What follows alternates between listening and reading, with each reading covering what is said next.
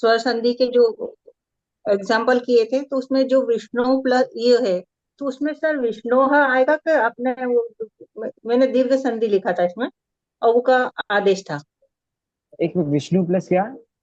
इह। विष्णु प्लस ई है तो आपका कैसे दीर्घ संधि हो सकता है? ऊ प्लस ई थोड़ी ना दीर्घ संधि होता है। दीर्घ संधि में अच्छा तो पूर्व वर्ण और परवर्ण दोनों समान होने चाहिए वर्ण। अच्छा, तो इसमें ओ ये है और ये इधर ई है। ये तो दीर्घ संधि का नियम नहीं है, ये किसी और संधि का नियम है। ये दीर्घ संधि का नियम नहीं बनेगा यहाँ पर, है ना, क्योंकि दीर्घ संधि अच्छा में दोनों अयादि संधि का नियम हो सकता है, तो वहां पर उस हिसाब से रूल लगेगा। दीर्घ संधि वाला नियम आप मत लगाओ यहाँ, है ना। अच्छा, तो विष्णु से विष्णु भी है। विष्णु में ओ की जगह क्या आएगा? यण ओ की संधि ई लगेगी। वी वी ई आएगा। यण संधि में क्या आदेश होता है? ऊ की स्थान पर वा। हाँ, हाँ, तो यहाँ पर क्या लाओगे आप? ऊ के स्थान पे वो लाओ, अब बनाओ क्या रूप वो बनेगा आपका? विष्णु भी है। हाँ, विष्णु विह। वो जो है वो विष्णु विह बन जाएगा, और उसमें ई की मात्रा वो में जुड़ जाएगी। ऐसे करके सर रूप बन ये जाएगा। अयादि संधि रहेगी या यण संधि नहीं रहेगी? नहीं नहीं, विष्णु यण है संधि। और ई है। नहीं नहीं नहीं, हमने इसको लास्ट क्लास में भी डिस्कस किया था, अयादि संधि से वो बन नहीं रहा है रूप। ठीक है, वैसे अगर आप देखें तो जैसे इन्होंने बोला कि व का आदेश होना है, तो ओनली व का आदेश होना भी हम कर सकते हैं, क्योंकि व के साथ ई जुड़ जाएगा ना, तो वह पूरा हो जाएगा। अगर हम उसको अयादि संधि कर देंगे तो आव आएगा ना, तो वो आव आने से वो ओ विष्णाविह और बने। ई का तो अव है विष्णा ना। अब ठीक है, तो वो हाँ, तो कहाँ विष्णु जाएगा? वी ह। वो अ को आप किस में जोड़ोगे? जो आपका आ रहा है वो कहाँ जाएगा आपका? वो आप किस में जोड़ोगे?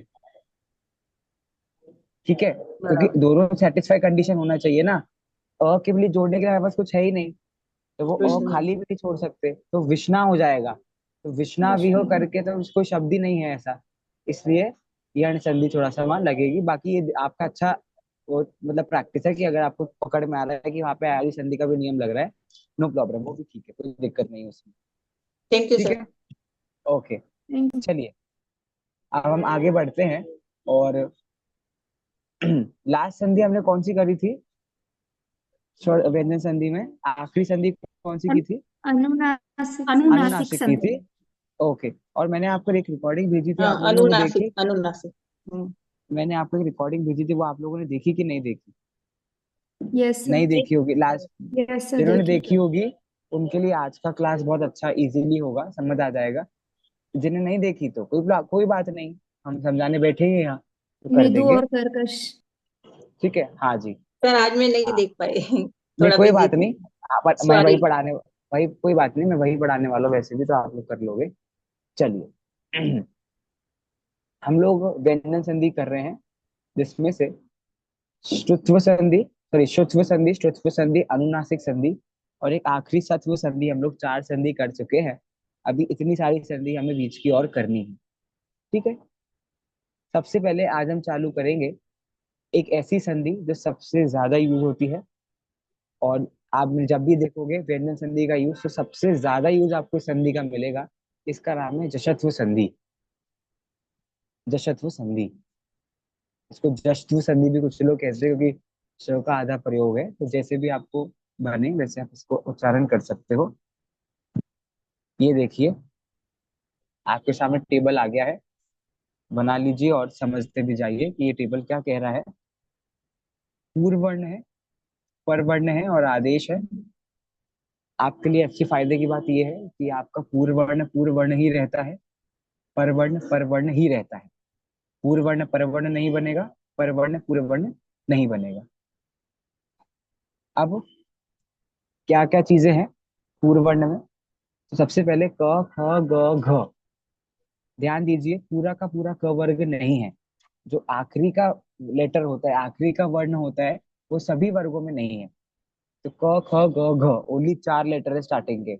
उसके बाद में च छ ज झ, फिर ट ठ ड ढ, फिर त थ ड ध, फिर प फ ब भ, और एक और नई चीज इसमें ऐड हो जाती है, वो है पदांत श। ठीक है, 5 आपके वर्ग तो इसमें आते ही हैं, excluding the last letter of every वर्ग, लेकिन इसमें पदांत शो नया जुड़ गया एक।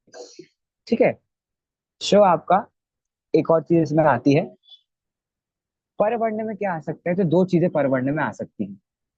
कौन सी दो चीजें आ सकती हैं? एक तो कोई भी स्वर आ सकता है, ठीक है, कोई भी स्वर आ सकता है, एक चीज। और दूसरी चीज क्या है कि कोई भी मृदु व्यंजन का प्रयोग हो सकता है। ये स्वर के बाद आप स्लैश कर लीजिए, फिर मृदु व्यंजन लिख लीजिए। अभी भैया मृदु व्यंजन क्या चीज होती है, हमने तो कभी देखा नहीं। तो 2 मिनट आप लोग का ध्यान चाहूंगा, और जो नोट यहाँ पर दिया हुआ है वो नोट आप लोग पढ़ो। क्या लिखा है उसमें? The third, fourth and fifth letters of each वर्गा। ठीक है, कौन कौन सी लेटर बोले? थर्ड, फोर्थ और फिफ्थ, एंड य, र, ल, व। य, र, ल, व को हम क्या बोलते हैं? अंतस्थ व्यंजन। ठीक है, और इनके साथ में एक और आ जाता है ह। तो सभी वर्गों के तीसरे, चौथा और पांचवा वर्ण, और य, र, ल, व, ह, ये सारे के सारे मृदु व्यंजन कहलाते हैं। एक बार आप देखो ऊपर, तो जैसे क वर्ग है, तो इसमें मृदु व्यंजन आपका क्या क्या होगा? ग, घ और न। फिर च वर्ग में आपका मृदु व्यंजन क्या क्या होगा? ज, झ, इय। ट वर्ग में आपका मृदु व्यंजन क्या क्या होगा? ड, ढ, ण। ट वर्ग में क्या होगा? द, ध, न। और प वर्ग में क्या होगा? ब, भ, म। ठीक है, तो तीसरा, चौथा, पांचवा व्यंजन और य, र, ल, व, ह को मृदु व्यंजन कहते हैं। विच मीन्स कि आपके परवर्ण में या तो कोई भी स्वर आ सकता है, या फिर कोई भी मृदु व्यंजन आपका आ सकता है। ठीक है, और पूर्व वर्ण में क्या आएगा वो तो आप देख ही रहे हो। अब आदेश क्या करेंगे हम पूर्व वर्ण के स्थान पर, क्योंकि चेंज कहाँ पर होगा? चेंज आपका पूर्व वर्ण में ही होगा। तो हम पूर्व वर्ण में आदेश क्या करेंगे? तो आपका आदेश होगा तीसरा वर्ण हर एक वर्ग का। जैसे क वर्ग का तीसरा वर्ण कौन सा होता है? क, ख, ग, घ। तो ग। ठीक है, फिर च वर्ग का तीसरा व्यंजन कौन सा होता है? च, छ, ज। फिर ट वर्ग का तीसरा व्यंजन कौन सा होता है? ट, ठ, ड। ट वर्ग का क्या होता है? त, थ, ड। प वर्ग का क्या होता है? प, फ, ब। एंड विथ अ ट्विस्ट, कि अगर आपका पूर्व वर्ण श है, तो भी वहां पर आपका ड ही आदेश होगा, जो कि आपका ट, थ, ड, ढ में हो रहा है। मतलब आपका ड, दो द या आदेश हो सकता है। अगर पूर्व वर्ड में ट वर्ग है तो भी ड आदेश हो सकता है, और अगर पूर्व वर्ड में श है तो भी आपका ड का आदेश हो सकता है। दिस इज योर जशत्व संधि।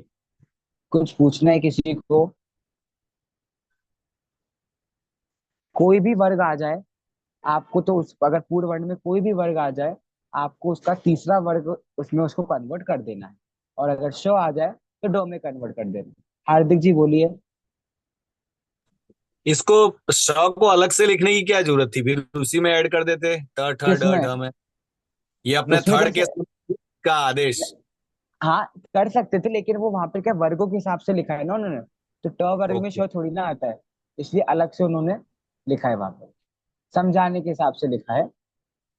देखिए कुछ, आई होप अब तक आप लोगों की टेबल बन गई होगी। नीचे देखिए कुछ एग्जाम्पल, जैसे कि वाक प्लस ईशः लिखा हुआ है।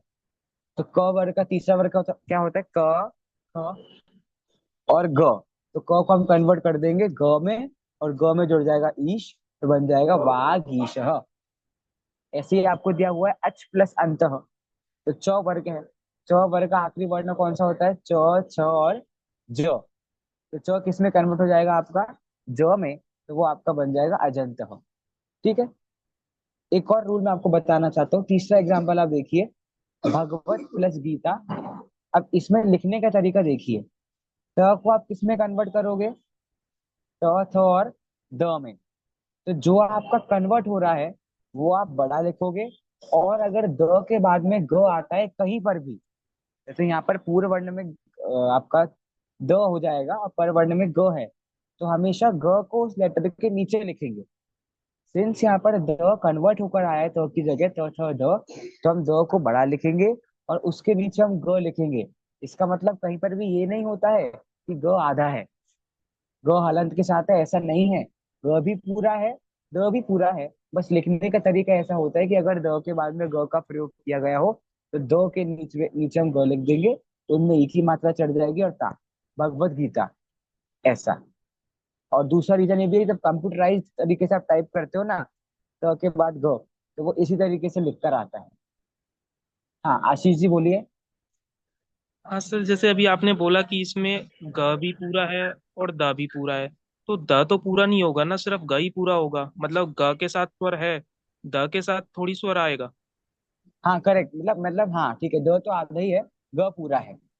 मतलब मेरा मतलब वही था कि ग को आप आधा मत समझना, क्योंकि टेक्निकली देखे तो ग के साथ तो स्वर जुड़ा हुआ है, ग के साथ तो एक की मात्रा ऑलरेडी है ना, तो ग तो पूरा है, बस आते की जगह द आ गया है, वो लिखने का तरीका थोड़ा सा ऐसा है इसलिए। चलिए एग्जाम्पल्स कर लें कुछ, सर है ना। इसको ऐसा भगवत करके अलग गीता भी लिख सकते हैं ना, द के नीचे हलंत लगा के। हाँ ऐसा भी लिख सकते हैं, बट वो ज्यादा उसको सही नहीं माना जाता है, प्रॉपर आप अच्छा। ऐसे लिखो तो ज्यादा अच्छा है। ठीक है, क्योंकि उसमें क्या लगेगा कि शब्द क्योंकि दो अलग अलग शब्द टूटे हुए लिखे हैं, ऐसा लगता है कि दो अलग अलग शब्द लिखे हैं, लेकिन भगवत गीता एक ही शब्द है ना, इसलिए ठीक है, मतलब वैसे अलग अलग है, वो थोड़ा इजी पड़ता है। लेकिन आप ये भी सीख जाओगे ना, ये भी हाँ सीख जाओगे, ठीक। कोई दिक्कत नहीं। ठीक। चलिए थैंक यू सर। कुछ एग्जाम्पल्स कर लेते हैं।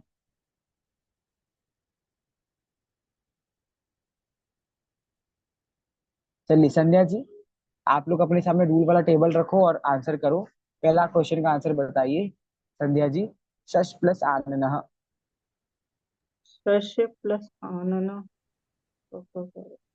और बाकी लोग एग्जाम्पल लिखते रहिए, कम से कम 3 से 4 एग्जाम्पल हर संधि के होने चाहिए आपके पास।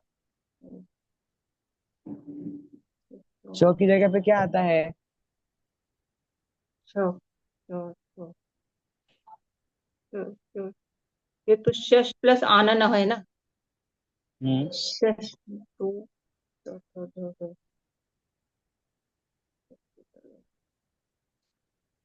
क्या हुआ? क्या चेंज करोगे आप? चेंज क्या करोगे? फोर्थ फोर्थ बनाएगा हाँ षडानन। षडानन। ये श हमने की तुक्का जगह लगाया न। कि रूल लगाया? हाँ।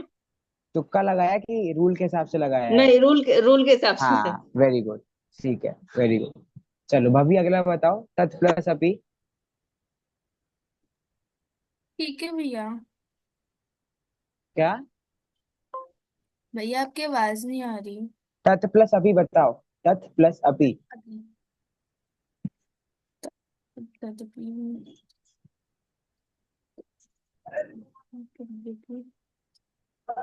Last option. क्यों?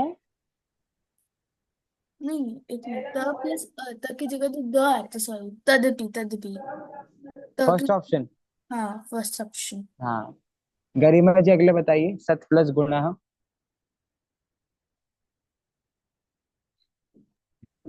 इसका होगा सद्य, फोर्थ ऑप्शन। हाँ देखो इसमें भी उस तरीके से लिखा हुआ है, द वो बड़ा लिखा हुआ है नीचे, ग लिखा हुआ है, सदगुण। अनुप जी अगला बताइए, स्वर्गात प्लस अपि।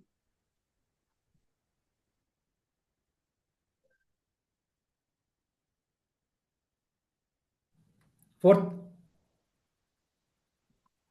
ठीक, fourth. Very good. Ashish ji, जगत प्लस गुरु। सिंपल आ रहे हैं सारे। सेकंड ऑप्शन आएगा जगत गुरु। ठीक है। कश्मीर जी अगला बताइए, उत प्लस गमः।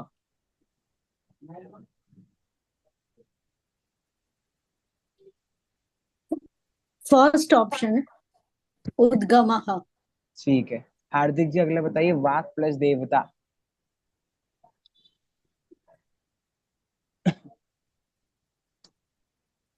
अनम्यूट कीजिए। हाँ बोलिए। फोर्थ आएगा, फोर्थ। ठीक है। अभिलाषा जी अगला बताइए, अप प्लस जलम।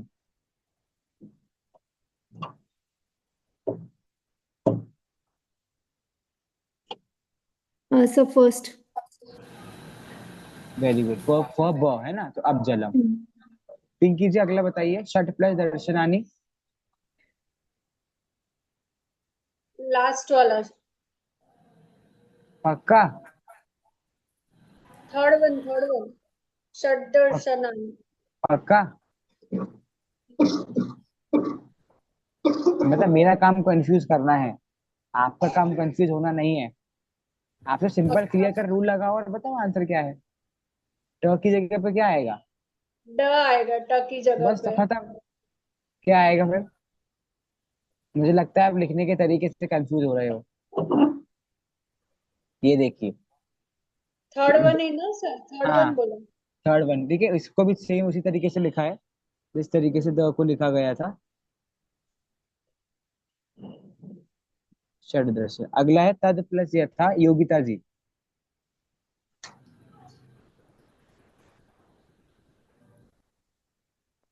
द में चेंज होगा ना, त थ द। मुझे क्या पता। थर्ड।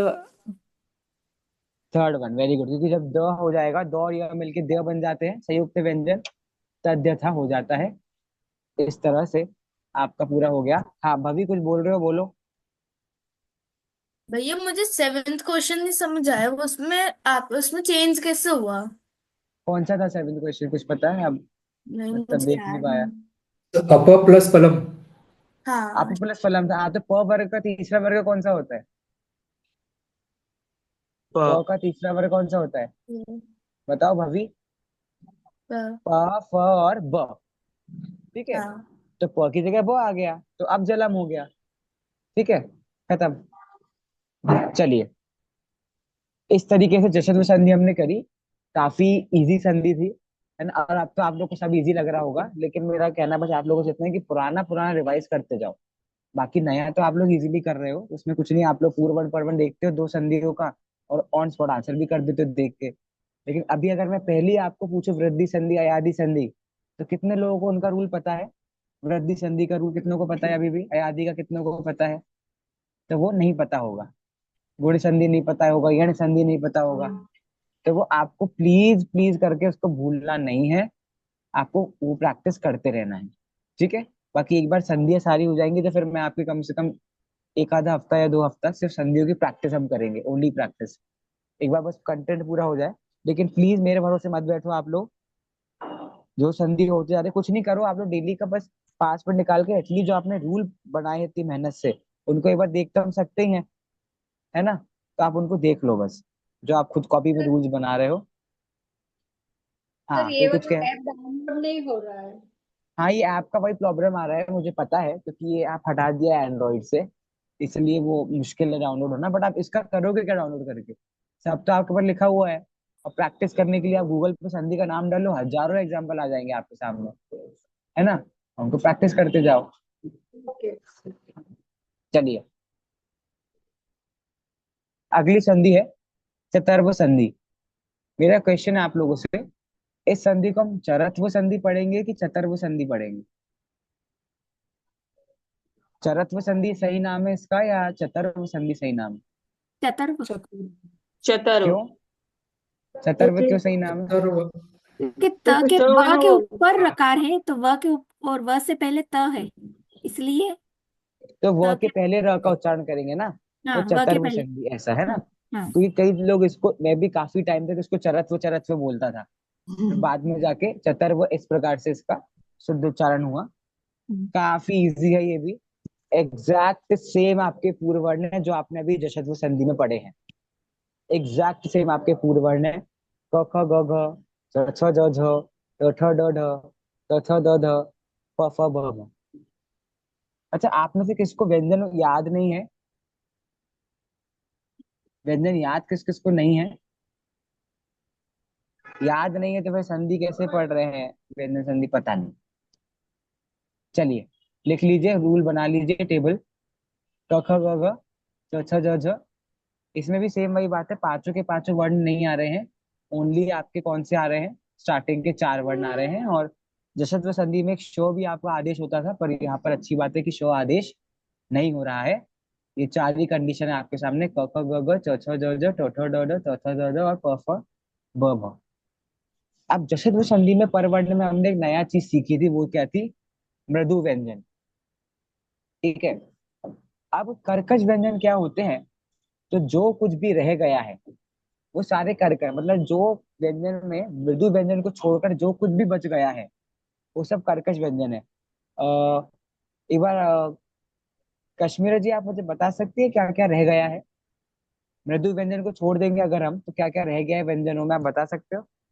जैसे अगर क वर्ग लिया जाए तो क और ख कर्कश व्यंजन हो ठीक जाएंगे। है, मतलब सभी वर्गों के कौन से वर्ण? पहले और मतलब दूसरे। पहला दूसरा। ठीक है, ठीक है। और कुछ रह गया? और श कुछ रह गया वर्ग क्या? स वर्ग का रह गया ना, स वर्ग का।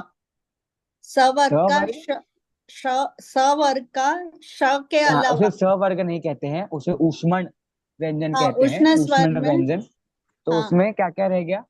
श, स, ह, हाँ। चारों चारों चारों नहीं, आएंगे क्या? श नहीं आएगा ना।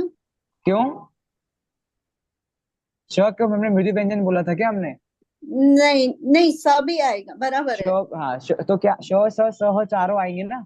हाँ ह सही है क्या, मृदु चारों आएंगे ह क्या? मृदु व्यंजन लिया था ना। हाँ, ह नहीं आएगा, क्योंकि ह आपका क्या है? मृदु व्यंजन है। सभी वर्गों का तीसरा चौथा पांचवा वर्ण, और फिर आपका य, र, ल, व, ह, ये सारा का सारा क्या था? मृदु व्यंजन था। तो ह तो मृदु व्यंजन में चला गया था। तो सभी वर्गों का पहला दूसरा वर्ण, और साथ में श, स, स, ह, सॉरी श, स, स, ये देखिए क्या लिखा है नोट में, the first and second letter of each वर्ग एंड श, स, श आर कर्कश व्यंजन। ठीक है। अब इसमें आपके पास फायदा भी ये है कि जशत्व संधि में तो दो चीजें थी परवर्ण में, कि या तो स्वर आ सकता था या मृदु व्यंजन आ सकता था। पर चतुर्थ संधि में ओनली एंड ओनली कर्कश व्यंजन आएगा, स्वर भी नहीं आ सकते। ठीक है। अब आदेश क्या होगा? तो सभी वर्गों का जो पहला वर्ग होता है, वर्ण होता है, वो आदेश हो जाएगा, सिंपल एज दैट। जशत्व संधि में क्या था? तीसरा वर्ण का आदेश होता था। चतुर्थ संधि में पहले वर्ग का आदेश हो रहा है। फॉर एग्जाम्पल क, ख, ग कुछ भी है, तो उसका पहला वर्ग होता है क, तो को आदेश हो जाएगा। च, छ, ज, झ में से च का आदेश हो जाएगा। ट, ठ, ड, ढ में से ट का आदेश हो जाएगा। त, थ, द, ध में से त का आदेश हो जाएगा। प, फ, ब, भ में से प का आदेश हो जाएगा। एक और चीज जो आप लोग को पता है फिर भी आप ध्यान में रखो, ये कोई नियम नहीं है कि क, ख, ग के सामने सिर्फ क वर्ग के कर्कश व्यंजन आएंगे। क, ख, ग के सामने च वर्ग के भी कर्कश व्यंजन आ सकते हैं, ट वर्ग के भी आ सकते हैं। तो और ऐसे ही सेम आपको जशत्व संधि में भी अप्लाई करना है, कि ऐसा नहीं है कि क, ख, ग के सामने ओनली क वर्ग के मृदु व्यंजन आएंगे। व्यंजन मतलब कर्कश व्यंजन, मतलब कोई भी कर्कश व्यंजन किसी के भी सामने आ सकते हैं। ठीक है। आपको तो सिर्फ देखना है कि पूर्व वर्ण में कौन सा वर्ण है, और उस वर्ण का पहला वर्ण, उस वर्ग का पहला वर्ण कौन सा होता है, और वो आपको अप्लाई कर देना है। ठीक है। जैसे नीचे एग्जाम्पल में देखिए क्या लिखा है, विपद प्लस कालह। तो दो, दो कौन से वर्ग का है? त वर्ग का है। तो दो की जगह क्या कर देंगे? त कर हाँ। देंगे, विपद कालह आपका हो जाएगा। ठीक है। आखिरी एग्जाम्पल देखिए, षड प्लस पुत्रः। ठीक है। षड प्लस पुत्रः, अब ड किस में आता है? तो ट वर्ग में आता है, तो ड की जगह ट आ गया। षड, षट पुत्रः। ठीक है। वो ट लिखा हुआ है षट, और ट के नीचे प चढ़ा हुआ है, षट पुत्रः, ऐसे करके। चलिए एग्जाम्पल कर ले, कुछ पूछना है किसी को? ओके। सिर्फ एक सेकेंड, इसके एग्जाम्पल्स लिखने थे। हाँ, मैं एक सेकंड निकाल दे रहा हूँ वापस। वैसे जरूरत तो नहीं है, फिर भी ठीक है, आप लिख लीजिए, नो प्रॉब्लम। और अभी आप लोग सिर्फ दो शब्द टूटे हुए उनको जोड़ रहे हैं, जोड़े हुए शब्दों को तोड़ना भी आना चाहिए, है मेन तो वो है। जब टीका वीका पढ़ोगे तो उसमें अलग अलग नहीं लिखे होंगे शब्द, उसमें जुड़े हुए आएंगे, जिसको आपको तोड़ना आना चाहिए। चलिए, अब बदल दूं। सर ये एग्जाम्पल में लास्ट वाला कैसे पढ़ेंगे? षट पुत्रः, षट पुत्रः। षटपुत्र। ओके। सर सेकंड वाला भी। अनुष्टुप छंदः, अनुष, अनुष बोला, अनुष्टुप, अनुष्टुप छंदः। थैंक यू छंद भी सर। आप, छंद भी आपको पढ़ाएंगे आगे जाके, कि ये कई बार विधानों में हेडिंग डाली होती है ना, कि अनुष्टुप है, दोहा है, तो उसको उसकी लय क्या होती है, ताकि आप विधान वगैरह पढ़ सकें। संस्कृत में सब कुछ आता है, तो आप वो भी कर सकते हो। चलिए, मैं एग्जांपल लगा रहा हूँ।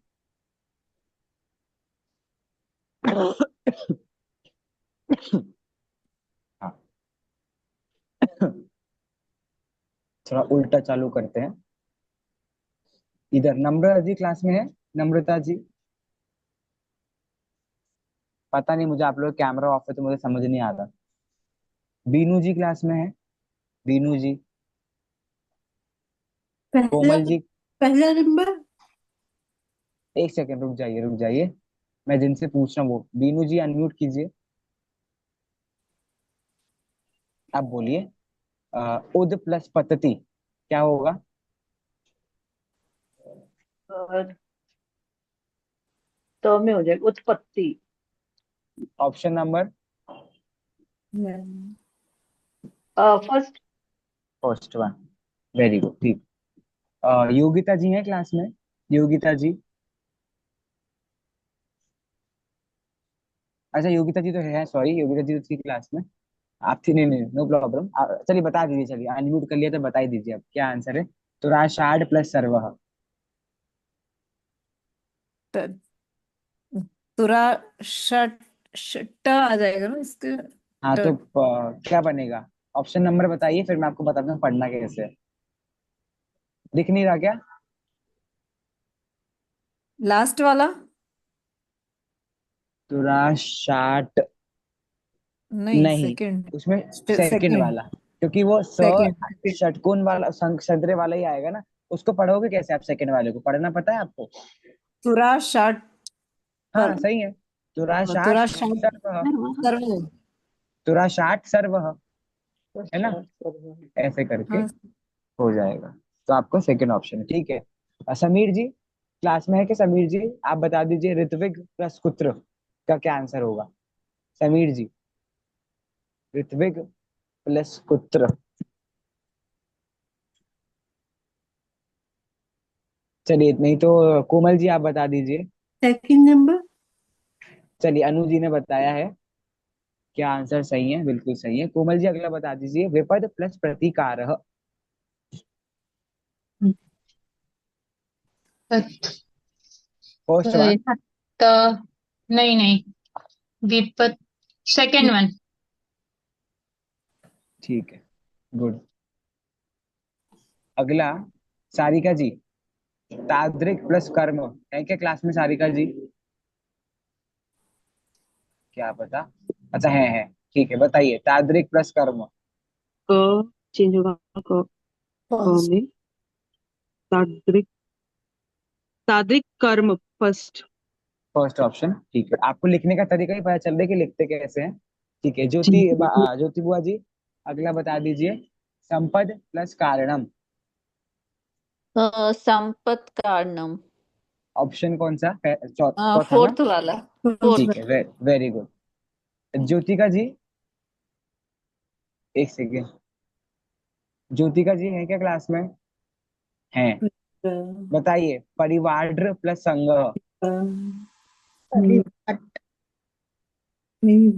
Second one. सेकंड वन, ठीक है। परिवार परिवार, परिव्राट संघ, परिवार संगम। हाँ। ठीक है, आएगा धीरे धीरे। चिन्मय होकर क्लास में, संपद प्लस कुमार बताओ। चिन्मय, सर संपत कुमार फोर्थ वाला। ठीक है, फोर्थ वाला। ओके। चलिए प्रतिभा जी बताइए, अस्मद प्लस पुत्र। प्रतिभा जी, बाकी लोग आई होप एग्जाम्पल लिख रहे हैं। प्रतिभा जी अनम्यूट कीजिए। हाँ, फर्स्ट नंबर अस्मत् पुत्र। ओके, अगला बीनू जी आप बता दीजिए, षड प्लस खाद्यानी। षट। बीनू जी, बीनू जी बताएंगे, यानी फर्स्ट। और बाकी लोग ना बताएं। करिए अनम्यूट कीजिए बीनू जी, बताइए। चट अ, इसमें तो थर्ड। क्लियर कट, सर नहीं। पहला। थर्ड ऑप्शन कैसे होगा? सर फर्स्ट फर्स्ट आएगा। शट खाने। देखिए, आपको ड की जगह ट लगाना है, हाँ तो षट। फर्स्ट आएगा बाकी फर्स्ट। खाद्यानी तो वैसा का वैसा रहेगा ना। खाद्यानी तो जी जी जी, ठीक शट है, फर्स्ट आएगा। शट षड खाने। खाद्यानी, ठीक है। जी। तो इस तरीके से हमने दो संधि और करी आज, अनुनासिक संधि और जड़त्व संधि। मुझे दो क्लासेस और चाहिए आई गेस आपका पूरा व्यंजन संधि करने के लिए। अच्छा, एक प्रपोजल मेरा है, अगर हम नेक्स्ट क्लास, सिर्फ नेक्स्ट क्लास थर्सडे को जो होती थी, सैटरडे को रख ले ऑन द सेम टाइमिंग, तो आप लोग को चल जाएगा क्या 6:45 से 7:30 ऑन सैटरडे, क्योंकि चलेगा। मेरे एग्जाम्स चल रहे हैं। परमा यस, ओके हाँ, सर। कोई कुछ चलेगा। कह रहा है? ओके हाँ नो ओके। प्रॉब्लम। जिनको ओके नहीं सर चलेगा वो बोले, जिनको नहीं चलेगा कोई ऐसा है? चलेगा। 7:30 या 8 रख लीजिए। 7:30 थोड़ा सा इश्यू हो जाएगा क्योंकि मेरी क्लासेज रहती है, दैट्स वाई मैं टाइमिंग सेम रख रहा हूँ।